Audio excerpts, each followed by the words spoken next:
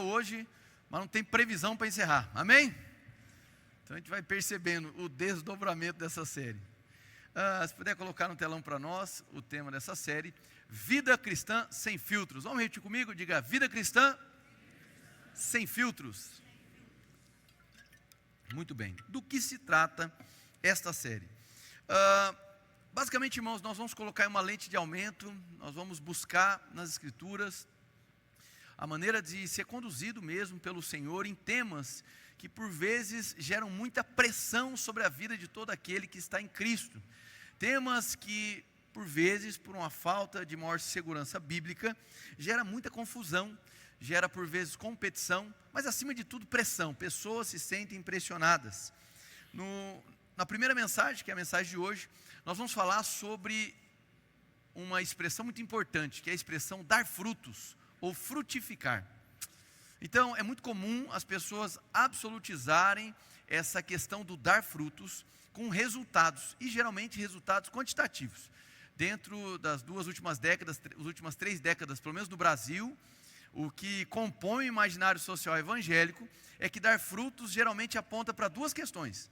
Ou é ganhar almas, e isso ter um aumento quantitativo numa igreja, por exemplo. Olha, aquela igreja é grande, então ela tem muitos frutos.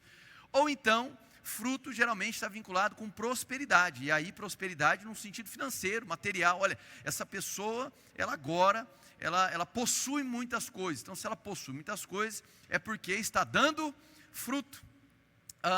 No entanto, irmãos, a gente precisa fazer uma meditação, ou um estudo bíblico, que seja responsável.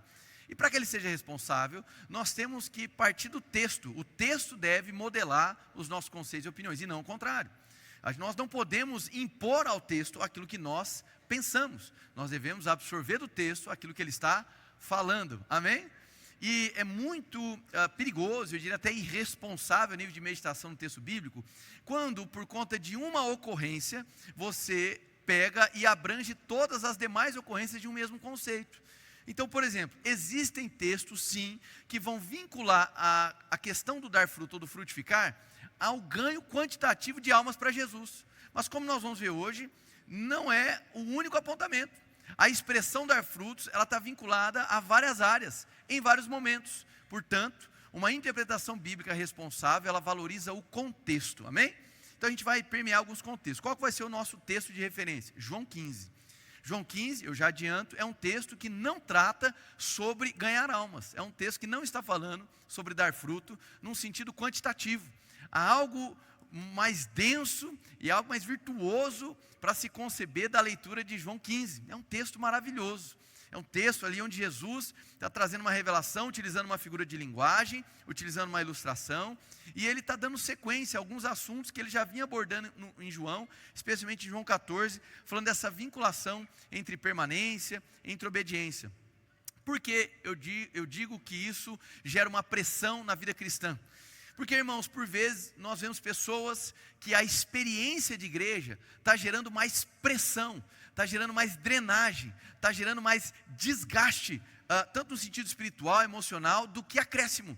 E a vida de igreja, pelo menos projetada nas Escrituras, é uma vida gloriosa, irmãos, amém? É uma vida alegre, é uma vida pujante, uma vida vibrante, é uma vida que mesmo vivenciando as experiências de sofrimento, é uma vida que tem centralidade em Cristo Jesus.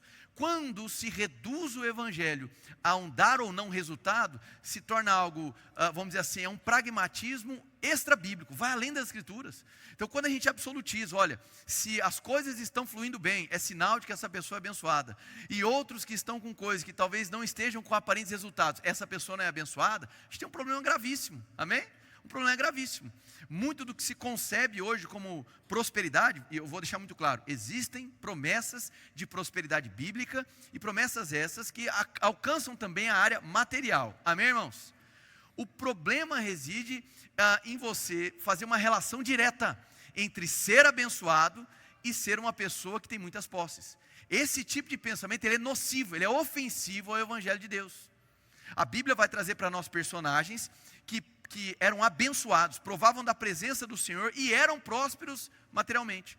Mas nós vamos ter também muitos personagens que eram abençoados, eram ali representantes da presença de Deus, mas que não eram pessoas que tinham muitas posses. Não eram pessoas que tinham acréscimos financeiros. Amém?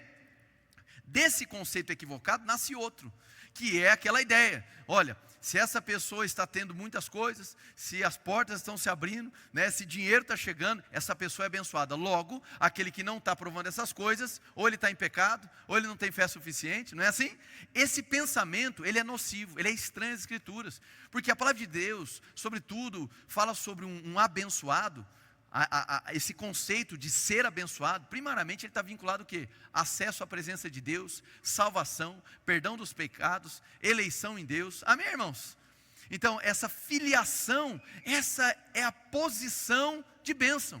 E olha só como é importante a gente navegar por esses conceitos. Junto dessa construção equivocada, também cria-se um pensamento carregado de pressão no que diz respeito à obediência. Então muitos hoje tentam criar uma vinculação assim: olha, eu tenho que obedecer, porque se eu obedecer, aí eu vou prosperar. Se eu obedecer, aí eu vou ter esse acréscimo. E a gente precisa tomar muito cuidado com isso. É fato que muitos princípios bíblicos, quando praticados, vão repercutir resultados nas nossas vidas. Amém? E esses princípios são tão poderosos, que até mesmo uma pessoa que não é cristã, ela pode sim usufruir da prática desses princípios. São princípios de sabedoria, que demonstram para nós o melhor caminho a se viver, um caminho de responsabilidade. Recentemente aqui na igreja, nós tratamos da mensagem Fator Cristo, uma diferenciação entre fé genuína e uma vida pelos benefícios do cristianismo. Falamos sobre cristianismo cultural, né? Ou seja, um estilo de vida que fica buscando os benefícios sociais do cristianismo, mas que não há conversão, não há arrependimento, não há fé genuína. Então é possível sim que uma pessoa aplique princípios e tenha resultados. Mas a gente precisa tomar muito cuidado com isso, porque na nova aliança as coisas mudaram. O que motiva a obediência é algo totalmente diferente. Hoje o que motiva a nossa obediência é justamente o que Cristo fez. Então, se eu obedeço para obter algo de Deus, que eu julgo que me falta, eu estou numa rota muito perigosa. A minha obediência agora não está condicionada a Deus me dar algo. A minha obediência agora é impulsionada pelo que Cristo fez. Ele me amou e a minha obediência agora é uma resposta a esse amor e não uma busca de ser abençoado. A minha obediência agora é a evidência de que Ele me abençoou. Quem está entendendo, diga amém.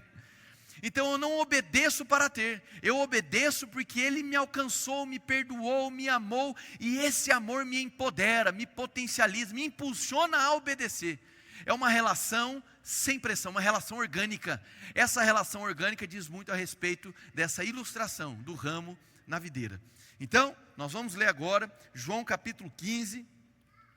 E agora, irmãos, é a última vez que eu vou pedir, nós vamos ficar de pé, amém? Que aqui nós temos o costume de fazer aí a primeira leitura de pé em reverência à palavra. É porque daí teve as outras etapas aqui, irmão. Até parabéns teve, amém? Então, paciência com a gente. João capítulo 15, você trouxe a sua Bíblia, gostaria que você abrisse em João 15, caso você não tenha trazido sua Bíblia, a gente vai projetar ali no telão, eu vou estar lendo aqui em voz alta, mas eu peço que você esteja atento à leitura. João capítulo 15, verso 1, eu sou a videira verdadeira, e meu pai é o agricultor, todo ramo que estando em mim não dá fruto, ele corta, e todo o que dá fruto ele poda, para que dê mais fruto ainda. Vocês já estão limpos pela palavra que lhes tenho falado. Permaneçam em mim e eu permanecerei em vocês. Nenhum ramo pode dar fruto por si mesmo, se não permanecer na videira. Vocês também não podem dar fruto, se não permanecerem em mim. Eu sou a videira, vocês são os ramos. Se alguém permanecer em mim ou nele, esse dará muito fruto, pois sem mim vocês não podem fazer coisa alguma. Se alguém não permanecer em mim, será como o ramo que é jogado fora e seca. Tais ramos são apanhados, lançados ao fogo e queimados. Verso 7. Se vocês permanecerem em mim, e as minhas palavras permanecerem em vocês, pedirão o que quiserem, e lhes será concedido. Meu Pai é glorificado pelo fato de vocês darem muito fruto, e assim serão meus discípulos. Como o Pai me amou, assim eu os amei. Permaneçam no meu amor. Se vocês obedecerem aos meus mandamentos, permanecerão no meu amor, assim como tenho obedecido aos mandamentos de meu Pai, e em seu amor permaneço. Tenho-lhes dito essas palavras para que a minha alegria esteja em vocês, e a alegria de vocês seja completa. O meu mandamento é este: amem-se uns aos outros como eu os amei. Ninguém tem maior amor do que aquele que dá a sua vida pelos seus amigos. Vocês serão meus amigos se fizerem o que eu lhes ordeno. Já não os chamo servos, porque o servo não sabe o que o seu senhor faz. Em vez disso, eu os tenho chamado amigos, porque tudo o que ouvi de meu Pai, eu lhes tornei conhecido. Vocês não me escolheram, mas eu os escolhi para irem e darem fruto, fruto que permaneça, a fim de que o Pai lhes conceda o que pedirem em meu nome. Este é o meu mandamento: amem-se uns aos outros. Feche os teus olhos, curve sua cabeça. Eu gostaria que você nesse momento começasse a orar, começasse a falar ao Senhor com as tuas palavras. Amém? Com as tuas palavras, comece a bendizer o nome dEle, sabe, que se coloque em posição reverente, diga: Senhor, me ajuda a compreender a tua mensagem, a provar da tua vontade nessa noite, sabe, fale com Ele em nome de Jesus, sabe, aproveite esses momentos agora de oração, em nome de Jesus.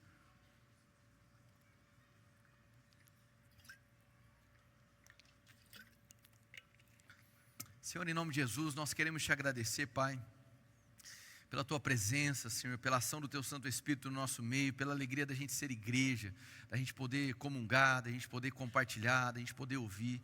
E, Senhor, eu peço para que, sabe, nós possamos perceber a ação do teu Santo Espírito nessa noite.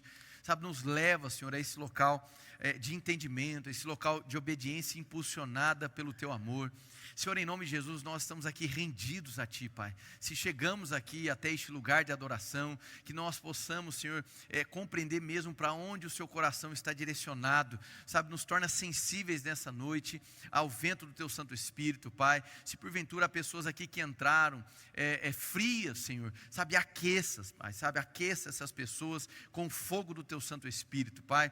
Nós queremos em nome de Jesus um ambiente de reverência à Tua palavra, um ambiente, Senhor, de rendição àquilo que o Senhor está fazendo, e Pai, que nós possamos aprender mais de Ti, Senhor, que nós possamos ter uma vida cristã equilibrada, uma vida cristã autêntica, uma vida cristã sem máscaras, uma vida cristã, Senhor, que não se move por conta da pressão, mas se move pela relação orgânica com Cristo. Em nome de Jesus, Pai, nos ajuda a compreender e a viver de maneira gloriosa essa vida que exalta o Teu santo nome. Te agradecemos, Pai, pela condução dessa mensagem, em nome de Jesus, amém e amém. Graças a Deus, pode sentar.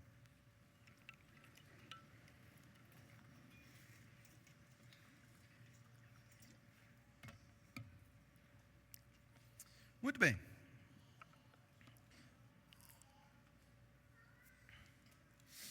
Bom, irmãos, esse texto, ele é muito claro, né? Embora ele utilize uma linguagem, uma figura ilustrativa de uma videira, dos seus ramos, e de um vinicultor ou de um agricultor, o texto, ele também é muito enfático, né? Jesus está deixando muito claro: eu sou a videira.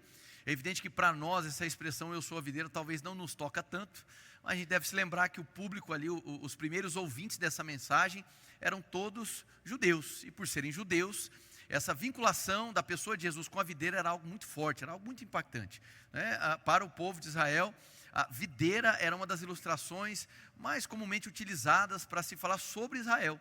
Então, a gente vai ter aí muitos textos falando sobre Israel enquanto videira, Israel enquanto oliveira, um outro texto que se questiona sobre Israel enquanto figueira. Mas essa figura da videira era muito emblemática. Então, quando Jesus diz: eu sou a videira, existe ali, vamos dizer assim, um grande, vamos dizer assim, uma bomba caindo ali no colo daqueles primeiros ouvintes, porque ele estava dizendo assim: olha, eu estou encapsulando todas as promessas de Israel, eu sou o representante, né? Eu sou o representante. E ele vai também dizer muito claro: meu pai é o agricultor, e ele vai trazer de maneira muito clara qual é o trabalho do agricultor. Então, basicamente, ele aponta dois caminhos ou duas possibilidades. Olha, aquele que não dá fruto nenhum, ele corta fora. E aquele que dá fruto, ele poda para que dê mais fruto. E o texto vai se desdobrando e demonstrando que é do agrado do Pai que nós venhamos a frutificar. E que essa frutificação glorifica o Senhor. O texto vai desdobrando, ele vai ganhando ali mais consistência. E a gente começa a perceber que alguns conceitos começam a transitar de um lado para o outro. Obediência, amor, amém? Eles começam a aparecer. Então, ele vai vinculando a frutificação com obediência, com o amor, que é o mandamento que Deus nos deixou. Aí aparece também um componente de alegria, uma alegria que é compartilhada por Cristo. E ele então começa a fechar aí esse contexto, falando sobre uma relação que é de amigo, e não uma relação de senhor e servo. E é importante destacar isso aqui, irmãos, porque por vezes você vai ler texto nas Escrituras que aparentemente uma descrição nega a outra, e não nega, elas se complementam. Então nós vamos ter textos que vão falar da relação de Deus para conosco, de Senhor para servo, amém, irmãos? Mas tem outros textos onde o contexto aqui é para falar sobre amigo. Esse é um deles. Então, quando ele diz assim, olha, eu não vos chamo servos, mas amigos, ele não está negando os outros textos que falam desse coração obreiro, desse coração de servo que nós devemos cultivar diante do Senhor. Mas é que a ênfase aqui é de um tipo de obediência que é mediada pela revelação de um amigo. É um amigo compartilhando o seu coração. E o texto aqui está nos mostrando, ou apontando numa direção, que essa relação de amizade com Jesus, de conhecer o coração do amigo, é o que nos habilita, nos impulsiona a obedecê-lo, amém? Como eu disse, irmãos, o fruto de João 15, ele é um tema muito debatido, tá? Muito mesmo, por mais óbvio que pareça, ele é muito debatido. Que fruto que o Evangelho de João, no caso das palavras de Jesus, está falando sobre? Sobre quem? Que fruto é esse? E é possível perceber, a gente vai trabalhar isso, que existe muita vinculação entre permanecer, é uma outra expressão que aparece muito, permanecer em mim, permanecer na minha palavra, permanecer, e obediência e amor. São os três conceitos principais vinculados ao fruto. Mas como eu disse para vocês, nós temos vários outros textos na Bíblia que falam sobre fruto. E antes que a gente possa extrair tudo de João 15, que é importante para essa noite, eu quero caminhar rapidamente com vocês nesses outros textos. Amém? Então, se puder colocar no telão, ali o segundo slide. Pronto, o segundo slide para nós é o próximo. Vamos lá, então o que é fruto nas Escrituras? Vou caminhar aqui com vocês, tá, para a gente ganhar tempo. Em Isaías 3:10, vai falar sobre fruto, obviamente tem uma linguagem, uma narrativa profética, e a linguagem ali é de frutificação no sentido de prosperidade, no sentido de bênção mesmo, no campo material. Então aqui a gente poderia sim destacar que o contexto fala sobre isso. Em Lucas capítulo 3, do 8 a 9, é uma outra questão. Aí já é João Batista falando sobre fruto de arrependimento. Então a ideia de fruto, ou seja, de algo que é produzido, nada tem relação em Lucas 3:8 com prosperidade material. Aqui agora ele está falando sobre arrependimento. Só vou passando com vocês. Mateus 7, do 16 ao 20, daqui a pouco a gente vai ler esse texto. Aí já vai falar sobre obras que são compatíveis com a nova vida. É de Mateus 7, aquele diálogo muito forte, exigindo coerência daquilo que um indivíduo diz que crê e então pratica. Essa exigência de coerência entre coração, entre o que sai da boca, entre o que nós praticamos. Então a linguagem de fruto aqui de Mateus 7 vai dizer respeito a atitudes, obras que são compatíveis ou não com essa nova vida. Em João 13:34, a linguagem de fruto ou o produto da relação com Jesus aponta para outra direção agora, amar ao próximo. Aí há uma ênfase sobre o amor ao próximo.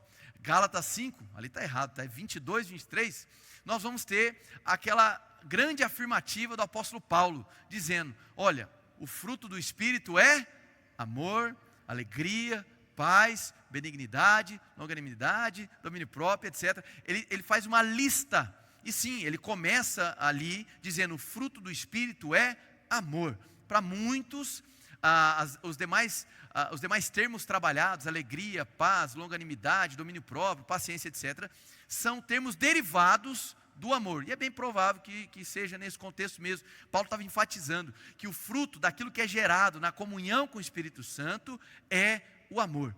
E esse dado é importante para nós, para a gente compreender João 15. Então Paulo vai destacar ali o fruto do Espírito como sendo o amor. É uma linguagem muito específica. Amém, irmãos? Muito clara. Na sequência, nós vamos ter vários textos, como eu citei ali, João 4:36, Romanos 1:13, quando Paulo envia uma carta para Romanos, e ele vai utilizar a seguinte expressão, olha, eu espero colher entre vós muitos frutos, ou alguns frutos. E, assim, dentro dos principais estudiosos de Romanos, acredita-se que ali que Romanos 1:13, ele está falando sobre o quê? Pessoas que haviam se convertido ao Evangelho. É uma carta ali de um momento crítico da igreja de Romanos, pessoas de origem gentílica e pessoas de origem judaica tendo muitos conflitos para entender a fé cristã, ou pelo menos para viver em comunhão, e ali ele está falando sobre almas sendo acrescentadas ao reino de Jesus. Filipenses 1:22, Mateus capítulo 13, também nós vamos perceber isso, está falando sobre acréscimo. Por que é que fica no nosso imaginário essa ideia de que fruto é sempre almas? Especialmente por conta da parábola do semeador. Então, na parábola do semeador, que é muito conhecida, né? Um semeador saiu por aí a semear, lançou semente e caiu em 4 tipos de solos. Então, essa ideia do 30, 60 e 100 por 1 vincula o nosso imaginário à frutificação sempre no sentido de quantitativo, de questões numéricas de pessoas que vêm para a igreja. É fato, alguns movimentos no Brasil exageraram essa linguagem, exageraram. Eu até brinco aqui que às vezes tem pessoas que eu vou cumprimentar aqui na igreja e falo: olá, irmão, tudo bem? Bom dia. Ô, pastor Paz, domingo que vem eu trago 15 pessoas. Falou, só perguntei se estava tudo bem. Né? A pessoa se sente pressionada, porque ela entende que no dinamismo da vida cristã, ela necessariamente tem que sempre apresentar um resultado que seja quantitativo e que seja de pessoas vindo para a igreja. Amém? Pessoas se sentem pressionadas por isso, porque existe essa linguagem. Se o fruto é trazer gente, eu tenho que trazer gente. Se eu não estiver trazendo gente, eu não estou dando fruto. E o ramo que não dá fruto, ele é cortado. Então cria-se um ponto de pressão completamente desequilibrado e fora do contexto. Mas espera aí, é errado convidar pessoas? Claro que não. Eu devo convidar pessoas? É claro que sim. Mas mais uma vez, a Bíblia fala sobre uma frutificação que ela independe dos cenários. Tem situações de deserto, irmãos. Tem situações que não há resultado algum. Talvez hoje você se veja numa situação como essa, onde o fruto que você pode testemunhar não tem nada a ver com resultado, não tem nada a ver com quantidade, não tem absolutamente nada a ver com uma boa notícia no seu campo empresarial, no seu campo financeiro. Talvez você não tenha uma boa notícia olhando para as áreas da sua vida em termos de resultados quantitativos. Será que é possível frutificar ainda assim nesses cenários? Que tipo de frutificação é essa que caminha conosco no sofrimento? Como é possível dar fruto em um cenário onde eu não tenho nenhum resultado para entregar? Essa mentalidade resultadista, ela está corroendo a vida de muitos cristãos. É o que nós chamamos aí de cultura de performance. Isso tem feito com que muitas pessoas se sintam prestigiadas apenas pelo que elas produzem. Mas nós somos seres humanos, nós somos falíveis e nós não conseguimos produzir bem o tempo todo. Amém, irmãos? Nós precisamos de descanso, nós precisamos reconhecer que há beleza nos dias que nós não produzimos nada. Nós precisamos compreender que Deus não define a nossa identidade por aquilo que a gente produz. Deus, ao definir a nossa identidade, Ele olha para o que Cristo fez. Então, há uma produção baseada na obra de Cristo, e ela antecede o que eu sou capaz de fazer. O que eu faço tem o seu lugar. Por exemplo, essa mentalidade equivocada de relação de causa e efeito, ela tem gerado o quê? Um emprego equivocado dos atos devocionais. Muitas pessoas, por exemplo, se aproximam de Deus nessa ideia. Bom, agora eu oro, agora eu jejuo, agora eu dizimo, oferto, venho na igreja, eu sirvo. Tudo isso é legítimo, irmão? Sim. Tudo isso é exigido de nós? Sim. Mas a motivação com a qual nós realizamos cada um desses atos devocionais define as questões. Muitas pessoas estão dizimando, ofertando, numa expectativa de troca financeira. Olha, eu vou dizimar e ofertar para que Deus me abençoe. Enquanto que a narrativa bíblica demonstra para nós que é porque somos abençoados que nós podemos dizimar e ofertar. Amém, irmãos? Nós vamos ver textos, por exemplo, situações que pessoas vão dizer assim: olha, simplesmente eu estou buscando servir ao Senhor, então agora eu estou esperando a minha bênção, porque a minha parte eu estou fazendo. Isso é uma rota perigosa. Nós não praticamos atos devocionais tentando negociar com Deus. Isso é uma espécie de capitalização de práticas espirituais. Nós não devemos fazer isso. Nós devemos nos questionar: o que é que tem impulsionado as nossas práticas? O que é que tem nos movido? O que é que tem feito a gente se levantar, orar, servir, dizimar, ofertar, cantar, pregar? Amém, irmãos? Se essas coisas que são devidamente espirituais não estiverem sendo impulsionadas pelo amor dele, que ele tem por nós, nós teremos um grande problema. Basicamente, a gente vai fundamentar nossa vida naquilo que a gente é capaz de produzir, e a gente vai denominar isso fruto, vai absolutizar a linguagem de fruto a isso, enquanto que a Bíblia, ela nos abre um leque gigantesco sobre o que é fruto. Existe um fruto que é do arrependimento silencioso. Existe fruto no deserto que é o da permanência. Existe fruto que sim, nós vamos testemunhar em forma de resultado, em forma de pessoas que serão alcançadas para Jesus. Amém, irmãos? Vamos seguir aqui, próximo slide, depois desse. Ainda, não acabou ainda, Então, ainda dentro da linguagem de fruto, se a gente partir para Filipenses 4, 16, 17, Romanos capítulo 15, nós vamos perceber que a linguagem de frutificação agora é do cuidado com os vulneráveis. Aí vai falar sobre um tipo de fruto que tem a ver com ajudar os necessitados. Aqui na Édens, você congrega aqui sabe disso. Para nós, responsabilidade social não é uma coisa opcional, é uma marca da igreja, amém, irmãos? E isso desdobra para cada membro que congrega aqui conosco. Nós devemos ser responsáveis socialmente, amém, irmãos? olhar o necessitado. Isso é uma das grandes dádivas do Evangelho, porque estou em Cristo, eu passo a atribuir existência para quem está ao meu lado, eu passo a olhar para o lado, eu passo a perceber que tem pessoas que têm necessidade. Então, a Bíblia chama de fruto quando o necessitado é ajudado. A Bíblia chama de frutificação quando eu reconheço a falta do outro irmão e eu me apresento em forma de resposta, em forma de prato de comida, em forma de agasalho, seja lá a forma que for. Amém? Isso também é um fruto. Outro ponto, Efésios 2:10, Tito 3:14, Colossenses 1:10. Colossenses 1:10, onde vai falar sobre sermos praticantes de toda boa obra, frutificando em toda boa obra. Então, aqui é uma linguagem mais abrangente de boa obra. Repete comigo, boa obra. Joia. A gente poderia aqui compreender como boas atitudes, atitudes que se esperam de uma pessoa que professa o nome de Jesus. Se eu estou em Cristo, é esperado, irmãos, é esperado. Isso aqui é um ponto, irmãos. Até mesmo pessoas que nunca pisaram numa igreja, pessoas que não conhecem a palavra de Deus, elas carregam um pressuposto, um imaginário social coletivo, de que aquele que se diz de Cristo deve ter uma moralidade diferente. Sim ou não, irmãos? Não é? Então, a pessoa ela pode estar lá, vivendo em adultério, tendo múltiplos relacionamentos, ninguém vai questionar. Mas se essa mesma pessoa agora se diz de Cristo, ela vai ser questionada por aqueles que nem conhecem a Cristo. Porque está no imaginário social, pelo menos brasileiro, essa expectativa de que uma pessoa que fala em nome de Deus, que ela tem uma moralidade distinta. Essa expectativa, irmãos, ela não é estranha às Escrituras, ela é natural das Escrituras. É esperado, irmãos, essa coerência entre o que cremos, falamos e praticamos. Amém? E eu diria que é a graça de Deus operando aí no meio do povo, amém? Nos lembrando disso. Então, essa vida moralmente desejada pelas Escrituras, mais uma vez, é fruto da relação com Jesus, e não um elemento de pressão para que eu me justifique.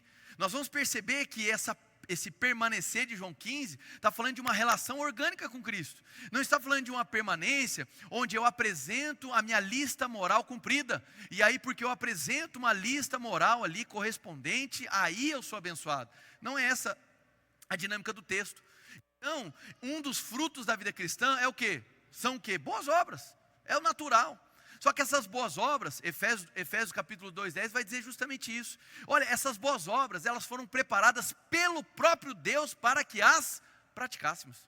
Olha só que interessante isso. Efésios 2 é o texto onde Paulo vai narrar para nós, olha, nós éramos inimigos de Deus, né? Nós éramos inimigos, filhos da ira, mas Ele nos amou, Ele nos reconciliou, e é o texto que vai falar também no verso 8, de que a salvação não vem de vós, né? Mas não é por obras para que ninguém se glorie, é pela graça do Senhor mediante a fé. E aí, ou seja, como consequência dessa salvação, nós temos agora o quê? Boas obras. Deus nos chamou para boas obras. Deus te chamou para boas obras, irmãos, amém? Essas boas obras, como fruto, não são a causa da tua salvação. Você não é salvo ao apresentar ao Senhor as suas boas obras, mas as suas boas obras, elas são um reflexo, elas são um anúncio de que há uma nova natureza em você. Então a prática das boas obras não deve alimentar em nós uma expectativa. Olha só, estou praticando boas obras. Então já que eu estou praticando boas obras, eu tenho que esperar agora o quê? Tudo de melhor na minha vida. Olha só, olha as obras que eu estou praticando. Então agora, Deus, faça a sua parte, que a minha eu estou fazendo. Não é bem assim. As boas obras têm a ver com esse transbordo, essa manifestação daqueles que estão em Cristo Jesus. É um fruto, é uma forma de frutificar. Ainda, nós vamos ter ali 2 Coríntios capítulo 9, 10 ao 15, falando sobre frutos de justiça. Não é o único texto que fala sobre frutos de justiça. E há uma discussão sobre essa conceituação de justiça, porque é muito importante nas Escrituras. Mas muitos vão concordar que ela está muito vinculada a manifestar ou fazer justiça, né? Não ser um justiceiro, mas dar visibilidade ao que é justo perante ao Senhor. Muitos contextos, fruto de justiça vai estar vinculado a questões sociais também. Hebreus 13, do 15 ao 16, vai falar sobre um outro fruto, fruto dos lábios. Opa, aqui é interessante.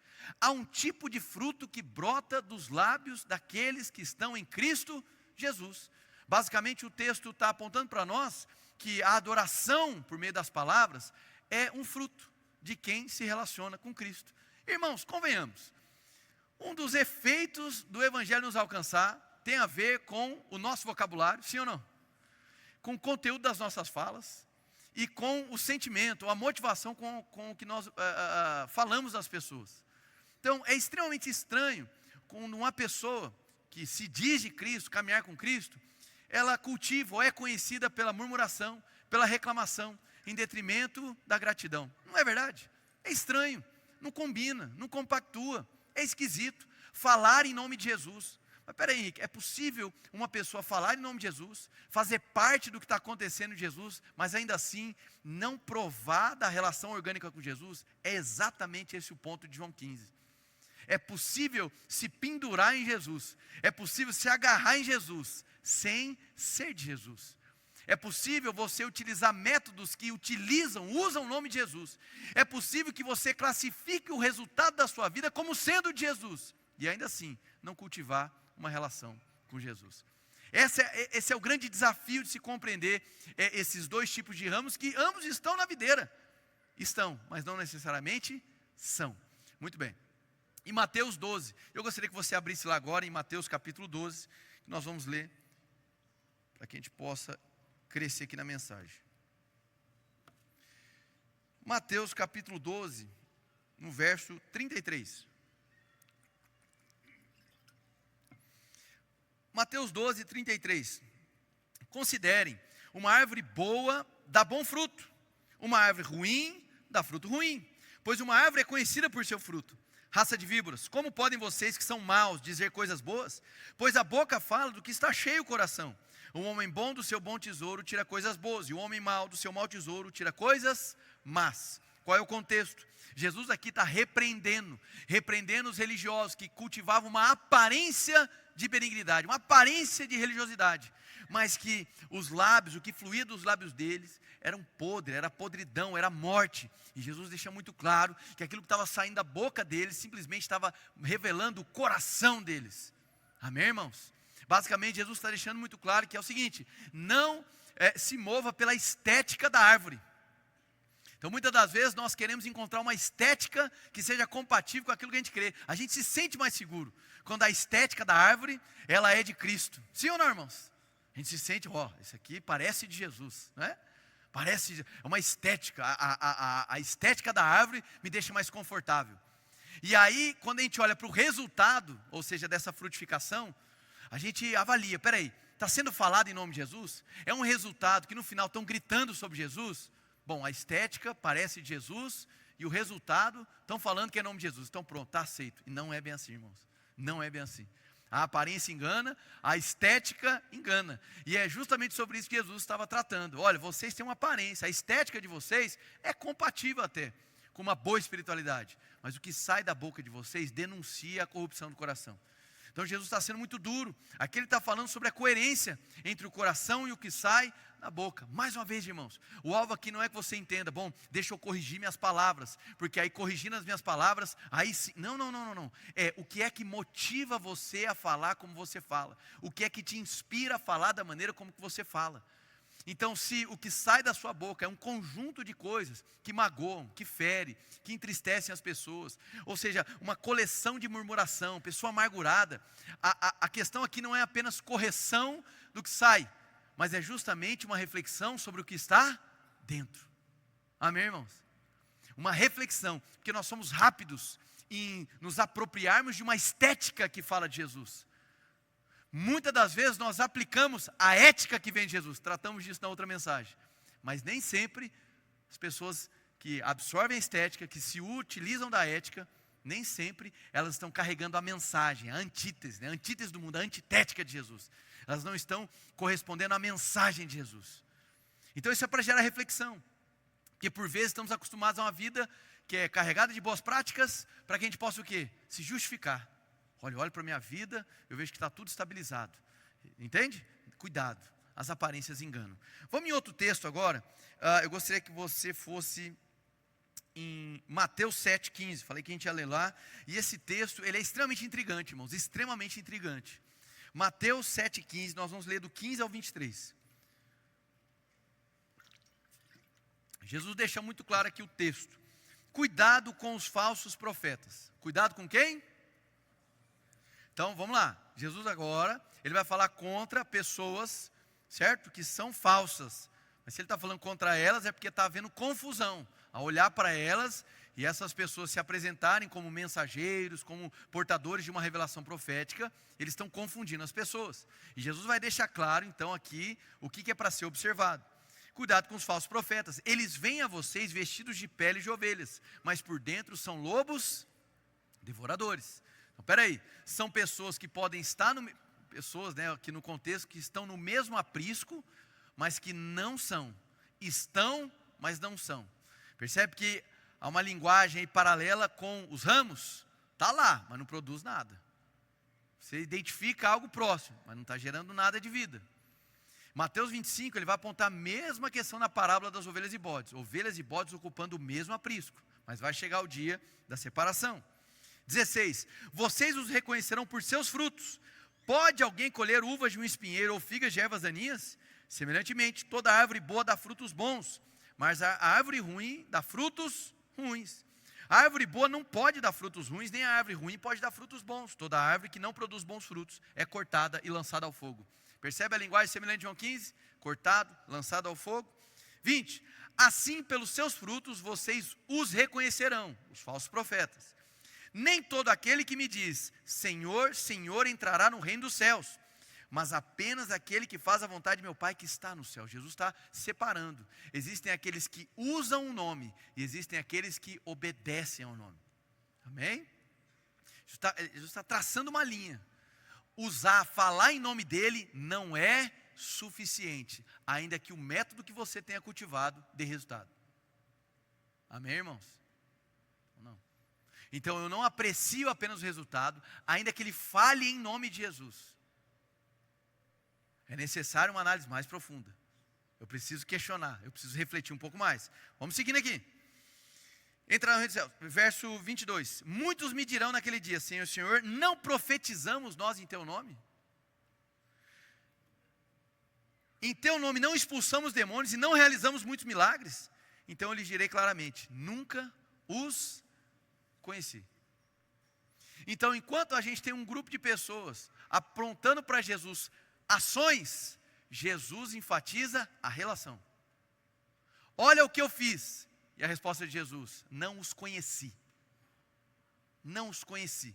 É interessante, em um dos evangelhos vamos perceber Jesus quando ele separa os discípulos para a missão. A Bíblia vai dizer assim, separando Jesus os 12 para estarem com ele, vírgula, os enviou a pregar. A ênfase de Jesus no relacionamento. O destacamento de Jesus no conhecimento. E o que o ensino da videira nos ensina? Uma relação orgânica com a videira. Uma relação onde os ramos são nutridos por aquilo que flui da videira. É um fruto que é oriundo da relação. Não é um resultado que vem de um método. Ainda que o discurso seja em nome de Jesus. Se não for na obediência, se não for a partir da vontade, é apenas um uso folclórico do nome de Jesus. Sem efeito. Nós precisamos tomar cuidado. Porque nós somos, como diria João Calvino, né, o nosso coração é uma fábrica de ídolos. E rapidamente nós criamos metodologias para obter o resultado que nós desejamos. Se criamos uma metodologia para obter o resultado que nós tanto desejamos, e ainda colocamos Jesus no meio, nós nos sentimos satisfeitos. Nós nos sentimos aprovados. Seja por meio de uma vida reta, seja por meio de uma família estabilizada, seja por meio de um bom resultado do emprego. E aí sem perceber a gente vai atraindo para nós ídolos. E nos esquecendo que o fruto verdadeiro nasce de permanecer na relação orgânica com Cristo Jesus. Pessoas cansam nessa vida resultadista. Pessoas cansam do próprio método que elas fabricaram. Pessoas são feridas quando o que se procura é apenas resultado. Pessoas que hoje se definem pelo que elas são capazes de produzir, em algum momento elas colapsam, porque mais uma vez, como eu disse no começo da mensagem, ninguém produz bem o tempo todo. Deixa eu dizer uma coisa, é muito comum a gente olhar para as nossas vidas e dizer assim, olha, foram os nossos acertos que nos levaram até esse lugar. E eu penso que isso não responde ao anseio bíblico, porque percebe que nas histórias de todos os personagens bíblicos, Deus não omite as falhas. Deus não omite os erros. E abrindo meu coração, poderia dizer para vocês, existem erros que eu cometi na minha vida, com toda certeza eu não queria ter cometido, e ninguém aqui gosta de errar, amém? Mas que a partir desses erros, eu fui conduzido a um momento de arrependimento que sem esses erros eu não teria provado. O que eu estou dizendo aqui não é eu não estou advogando em favor do erro, mas o que eu quero te dizer é que a sua história não é contada apenas por acertos. A construção da narrativa da sua vida não é apenas uma sequência de acertos. Nós somos seres humanos, nós somos falhos. Amém, irmãos? Por isso a poda é necessária. Por isso os ajustes são necessários. O autor de Hebreus vai dizer assim, olha, o pai corrige ao filho que ama. Talvez hoje você se sinta completamente massacrado pelos erros da sua vida, pois bem, de alguma maneira gloriosa, pela soberania de Deus, estes erros acabaram compondo um quadro que te trouxe até aqui, onde você está ouvindo de uma graça persistente que não desiste de você. Amém? Então, claro, mais uma vez, irmão, para que fique claro, em nome de Jesus, né? Em tempos de cortes que viralizam, a gente precisa tomar cuidado. Eu não estou advogando em favor do erro, mas estou dizendo, irmãos, que na nossa experiência humana os erros fazem parte. E muito do que você aprendeu ao longo da vida tem a ver com erros. E nesses erros isso gerou uma reflexão. E nesses erros gerou em você uma compreensão das consequências. Sim ou não, irmãos? Que se você não passasse por eles, em hipótese... É claro, irmãos, existem erros que são oriundos da maldade deliberada. Eu não estou dizendo sobre isso, irmão. O mal por si só, situações de abuso, etc. Não estou dizendo isso. Mas erros que nós cometemos, erros porque reagimos mal, erros porque às vezes somos ansiosos, precipitados, erros que às vezes nós percebemos que agimos na força das emoções, esse tipo de erro, erros que sem a gente perceber a gente fere as pessoas, mas que gera em nós um aprendizado para a vida, a importância das relações, e como nós devemos valorizar cada momento. O erro da ausência, talvez este um dos mais, que as pessoas mais refletem em vida. Especialmente quando a gente tem alguém que está ficando mais velho, ou alguém que está num processo de morte mais próxima. E a gente começa a se culpar, não é mesmo? Puxa vida, eu poderia ter sido mais presente. O erro da ausência, de priorizar outras coisas em detrimento da relação. Todos esses erros, eles compõem a nossa narrativa, não há como omiti-los. Deixa eu dizer uma coisa, Deus não omitiu isso. Deus não omitiu de figuras como Abraão, Moisés, Elias, nada disso. Demonstrando que a experiência humana não é apenas esse acúmulo de acertos. Mas a experiência humana, ela é também composta de erros e o que nós aprendemos a partir deles, amém, irmãos? A alegria disso tudo é que o agricultor desse grande jardim é o Senhor, irmãos. Diga assim, é um jardim. Não é uma fábrica. Não é um maquinário, é um jardim. É uma relação orgânica, é uma relação de nutrição, é uma seiva que flui. A ênfase de João 15 extrapola. Convenhamos, irmãos, se nós pudéssemos colocar aqui, olha, escreva aí 10 coisas que você considera um fruto para o Senhor. Eu não sei na sua lista, mas na minha certamente estaria o que esses rapazes apresentaram. Olha, expulsei demônios, milagres aconteceram, sim ou não? Entreguei mensagem profética, olha só. Está aí, está feito. E Jesus pega e demonstra que é possível fazer muita coisa sem se relacionar com Ele. Aí talvez você pense, mas então Jesus se move, o Espírito de Deus se move, até mesmo em pessoas que não estão se relacionando com Ele. Sim, irmãos, isso não é uma aprovação de Jesus, é a misericórdia de Deus que se utiliza do vaso que for necessário para que a mensagem dele alcance um outro. Deus é capaz de utilizar esses personagens que não se relacionava de maneira genuína com Ele, visando um fruto que alcançasse outra pessoa. Então aqui a gente aprende algo poderosíssimo de João 15. O fruto que flui de um ramo que é nutrido pela videira, ele não é para o nosso próprio alimento. E talvez aqui seja uma ótima conceituação para essa noite. Certamente, nem todo resultado que nós vemos por aí é um fruto. Agora o fruto é todo o resultado de permanecer no Senhor, que eu não como dele. Se você está olhando para os resultados da sua vida, e os resultados da sua vida é o que você se alimenta e chama de fruto, você está com um grande problema. A sua nutrição deveria ser a própria videira. O que a videira propicia para você é na relação com Jesus que nós somos satisfeitos. E o fruto que flui dessa relação abençoa os outros. Se você concentra a sua ideia de alimentação a partir do resultado que flui de você, você tem um problema grave, irmão. Porque você vai se cansar. Vai ter o dia que você não vai produzir do jeito que você gostaria. Vai ter o dia que outro vai produzir mais que você. E aí você vai se sentir desnutrido. E o erro aqui não é porque acabou a comida, é porque você nunca percebeu que não deveria estar se alimentando do fruto. Você deveria estar se alimentando da seiva que vem do Cristo. É uma relação orgânica. O autor John Piper vai dizer da seguinte maneira: Cristo Jesus, Ele não é apenas confiável, Ele também é desejável. Amém? Ele toca, Ele alcança, Ele transforma as nossas vidas, Ele muda os nossos corações. Então o alimento não está no fruto, mas em quem eu estou enraizado. Amém, irmãos? Então é engraçado porque João 15 desperta em nós aquele, vamos dizer assim, o que é o fruto, o que é o fruto, o que é o fruto. Mas João 15, a ênfase está no quê? Na raiz, ou na própria videira. O fruto vai ser a consequência dessa permanência. Esse fruto vai fluir disso. Deixa eu trazer uma fala de John Stott em um dos seus livros. Ele vai falar sobre o texto da Bíblia que, sei lá, ele dizia que mais gostava. Não sei se tem outro, mas nesse livro ele diz isso. Que Gálatas 5:22, que eu citei, era um dos livros que ele mais gostava, das passagens que ele mais gostava. O fruto do Espírito é amor, alegria, paz, etc. Aí ele diz assim no livro: olha, talvez se alguém perguntasse o que é a coisa mais importante da fé cristã, aí ele diz, uns poderiam dizer, é o conhecimento, é a doutrina.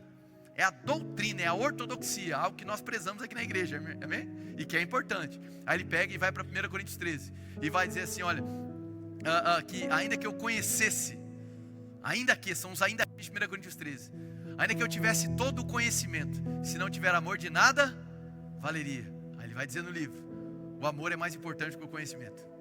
Aí ele vai dizer, outro poderia dizer, a fé é o elemento mais importante do evangelho.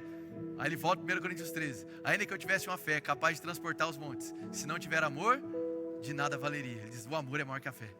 Aí ele vai dizer assim, olha, então são as experiências sobrenaturais. Aí ele vai para 1 Coríntios 13, ainda que eu falasse a língua dos homens e dos anjos, se não tiver amor, de nada valeria. Então se o amor é maior do que as experiências sobrenaturais, etc. Aí alguém poderia dizer, não, é o serviço em favor do próximo. Aí ele volta para 1 Coríntios 13 e vai dizer, ainda que eu vendesse tudo que eu tenho e desse todos os meus bens aos pobres, se não tiver amor, de nada valeria. Amém, irmãos? Basicamente ele vai dizer assim, o amor é a lei suprema, o amor é o fruto principal dessa relação com Deus. Nós somos nutridos por Ele. Esse amor com o qual Ele nos ama, nos empodera para responder em amor a Ele, obedecendo a Ele. Amém, irmãos? Volta lá para João 15 agora. Estamos quase encerrando.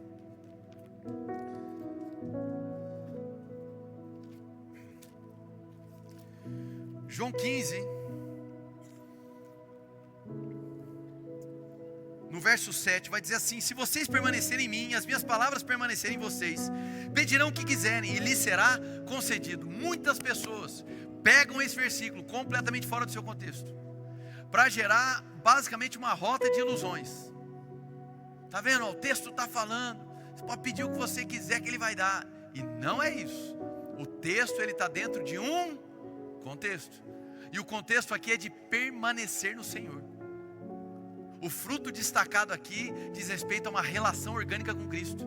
Basicamente essa oração, ela vai ser resultante. Alguns autores creem que a aplicação de João 15 diz respeito a orações respondidas. E aqui é uma oração que ela flui da relação com Jesus. Quanto mais eu permaneço nele, as palavras dele permanecem em mim. Nós falamos aqui, o nosso vocabulário é transformado. As nossas intenções são transformadas. As nossas emoções, sentimentos vão sendo ordenados. E os nossos desejos vão sendo convertidos. Amém? Se a gente pudesse trazer aqui em miúdos, era como se o texto estivesse dizendo, a relação com Jesus vai fazer com que, como fruto, você comece a orar a vontade do Pai. E aí aquilo que é a vontade de Jesus vai começar a fluir dos seus lábios em oração. E aí, meu irmão, você vai receber aquilo que é a vontade do Pai. Você vai orar a vontade de Deus. Você vai orar o que parte da seiva, o que parte da nutrição do Cristo. Você está aqui, meu irmão? É esse o fruto. O texto vai continuar dizendo, meu Pai é glorificado pelo fato de vocês darem muito fruto, e assim serão meus discípulos. Há um tipo de vida que é testemunhado. Aqui ele está fazendo uma relação. Em alguns momentos vai falar assim, puxa, mas tem hora que ele coloca no futuro, em outros momentos ele vai colocar como já foi no passado. Ele está falando para os discípulos: olha, aqueles que dão fruto serão limpos ou podados, mas vocês foram limpos. Essa linguagem de tempo, será, já foi, será, está sendo, é uma maneira do autor demonstrar para nós uma relação direta entre o que Deus faz e o que é provocado. E o que é provocado faz com que nós venhamos a responder aquilo que agrada ao Senhor. Essa é a dinâmica do texto. Por isso fica uma linguagem, parece que vai e vem, né? Vai e volta, vai e volta, vai e volta. Ele está colocando uma ênfase. É isso que gera. A relação vai propiciando isso. A relação vai convertendo o nosso coração. A relação com Jesus vai mudando as nossas orações. A relação com Jesus vai fazendo com que nós sejamos, tenhamos o desejo de obedecê-lo. E aqui é um ponto central, irmãos. Aqui é um ponto central. Se obedecer ao Senhor hoje é um ponto de pressão na sua vida, nós precisamos refletir. E convenhamos, todos nós aqui, nós rapidamente nos enveredamos para esse caminho, de nos sentirmos pressionados a obedecer. É ou não é? E a obediência aqui nesse texto, ela é compreendida como o quê? Uma resposta. Ele está trazendo aqui o esteio do amor de Deus. Então, eu não obedeço para ter. Eu não obedeço nem para ser. Eu obedeço porque Jesus fez. Eu obedeço porque Ele me amou primeiro. A minha obediência não é para convencer a Deus. Eu obedeço porque fui convencido por Ele. Eu não obedeço para tirar de Deus o que me falta. Eu obedeço porque Ele preencheu a minha vida. Eu não obedeço para me perceber amado. Eu obedeço porque Ele me amou. Então a relação de obediência, ela é transformada. Mas o Antigo Testamento, Deuteronômio 28 vai deixar muito claro: se você obedecer, você vai receber aquilo. Se desobedecer, vai provar aquilo. Perfeito. E essa era a relação com a lei na Antiga Aliança. Na Nova Aliança, deixa eu dizer uma coisa: Jesus obedeceu no nosso lugar. E obedecendo no nosso lugar, Ele nos abençoou. Mas isso não faz sentido, exatamente, não faz sentido nenhum. Sabe qual é o nome disso? Graça do Senhor. Você não merecia, os seus pecados foram perdoados. Você não merecia, Ele morreu por você naquela cruz. Você era o réu e Ele, sendo filho, se fez réu no seu lugar. Você merecia a morte, Ele te entregou a vida. Você era um lamaçal de pecado e Ele te entregou vestes novas. Não faz o menor sentido. O nome disso é graça. Não tem participação nossa no processo de salvação. É exclusivamente obra de Cristo Jesus. E cabe a nós o quê? Aceitar, se render. E é a partir dessa graça que nós obedecemos. Então a obediência não é um ponto de pressão. Deixa eu obedecer para ver se Deus faz. Não. Ele já fez tudo, sem que eu merecesse. Ele perdoou, sem que eu merecesse. O que eu poderia responder a Ele que não seja a minha vida em obediência à sua vontade? O fruto está aí. Permanecer no Senhor. Esse fruto de João 15 não são pessoas. Fala sobre obediência, mas não é meramente sobre obediência. Diz respeito a permanecer. Diz respeito à relação com o Senhor. Quem está aprendendo, diga amém. Por fim, não menos importante,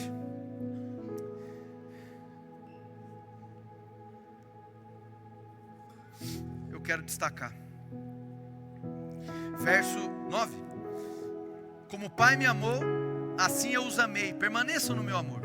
Se vocês obedecerem aos meus mandamentos, permanecerão no meu amor, assim como tenho obedecido aos mandamentos de meu Pai, e em seu amor permaneço. Tenho-lhes dito essas palavras para que a minha alegria esteja em vocês e a alegria de vocês seja completa. O meu mandamento é este: amem-se uns aos outros, como eu os amei. Coloca para nós o último slide, por favor. Para inspirar aí a sua semana, você refletir e praticar. A gente pudesse sacar 3 pontos dessa mensagem. Primeiro, vida cristã frutífera é insustentável sem Jesus. É o que o texto está dizendo. Se você não está em Cristo, não tem fruto. Mas espera aí, eu consigo dar resultado sem Ele. Resultado, não fruto. Amém? Porque o fruto no contexto, ele advém de uma relação orgânica com Cristo. Amém, irmãos? Segundo ponto, obedecemos porque somos amados por Jesus. Se a sua obediência no seu imaginário é uma moeda de troca para receber o que lhe falta, esse tipo de espiritualidade ofende ao Senhor. Ela não adora ao Senhor, que basicamente é uma mentalidade de negócio, de negociata. A obediência, ela deve vir de uma convicção: Ele me amou primeiro. Amém, irmãos? Do jeito que você estava, do jeito que você era, do jeito que você chegou, Ele te amou primeiro. Terceiro, permaneça em Jesus e ore a sua vontade. Permaneça em Jesus e ore a sua vontade. Há uma fala de Agostinho, ainda no século 3, século 4, vai dizer da seguinte maneira: ama a Deus e faça o que quiseres. Interessante isso, né? Ama a Deus e faça o que quiseres. Isso é para mexer com o nosso imaginário. Basicamente ele está dizendo o quê? Essa vida de amor a Deus faz com que os nossos desejos, os nossos quereres sejam transformados pelo amor de Cristo. Por isso faça o que quiseres, porque o que quiseres será justamente aquilo que o Pai vai querer. Amém, meus queridos? Então, em nome de Jesus, que a gente possa compreender, que a gente possa eliminar todo elemento de pressão, eliminar toda perspectiva que te gera pressão de obter algo. Essa vida que coloca aí causa e efeito em tudo. Essa vida que fica tentando encontrar as razões das culpas. O fruto não vai ser encontrado aí. A nossa devoção deve ser uma resposta ao amor de Deus por nós. A nossa devoção não é causa desse amor. Deus, Ele não consultou a sua obediência para te amar. E Ele continuará não consultando a sua obediência para te amar. Mas a nossa obediência, enraizada no amor que Ele tem por nós, com toda certeza sobe como adoração a Ele. Quantos aprenderam a palavra, dêem glória a Deus aí do seu lugar. Amém, amém, irmãos.